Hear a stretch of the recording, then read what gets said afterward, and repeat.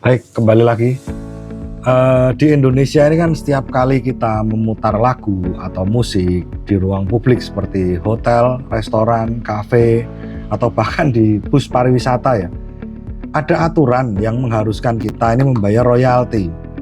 Aturan ini datang dari Undang-Undang Hak Cipta tahun 2014, lalu diperkuat dengan PP nomor 56 tahun 2021. Jadi intinya begini, pencipta lagu, penyanyi, dan produser rekaman berhak mendapatkan uang dari karyanya kalau dipakai untuk kepentingan komersial.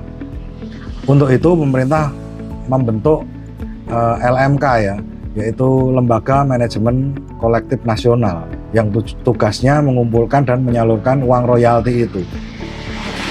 Baik, kita kritisi ya, secara konsep idenya bagus.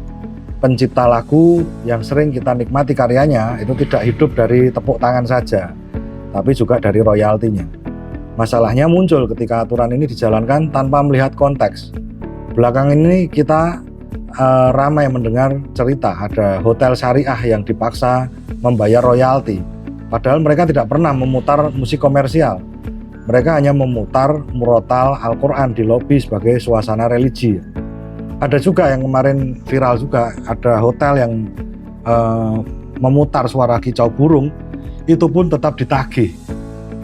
Nah, kalau kita lihat lebih dalam ya, sebenarnya teks Al-Quran ini kan bukan ciptaan manusia, sehingga tidak masuk akal apabila itu dikenai oleh hak cipta.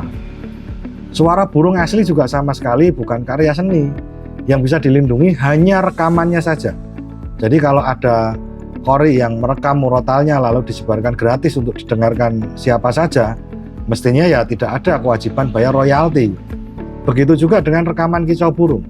Kalau perekamnya bilang bebas digunakan, tidak ada dasar hukum untuk memaksa orang untuk membayar. Tapi kenapa LMK tetap menagih? Nah, disinilah masalahnya. LMK menetapkan tarif royalti berdasarkan fasilitas, bukan berdasarkan konten. Jadi kalau sebuah hotel punya televisi atau sound system, itu langsung dianggap bisa memutar lagu yang berhak cipta. Akibatnya walaupun yang diputar cuma murotal atau suara burung, tetap saja kena tagihan. Sistem tarif flat ini yang membuat banyak pihak merasa dipalak, apalagi kalau hasil tagihannya tidak jelas ujungnya.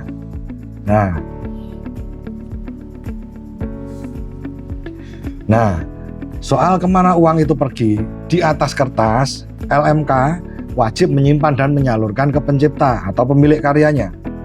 Tapi kalau uang itu dikumpulkan dari sesuatu yang sebenarnya bukan hak cipta, lalu siapa yang menerima? Besar kemungkinan uang itu hanya mengendap, dipakai untuk biaya operasional, atau malah dibagikan ke pencipta lain yang sebenarnya tidak ada hubungannya dengan karya yang diputar. Nah, di sini kita wajib awasi.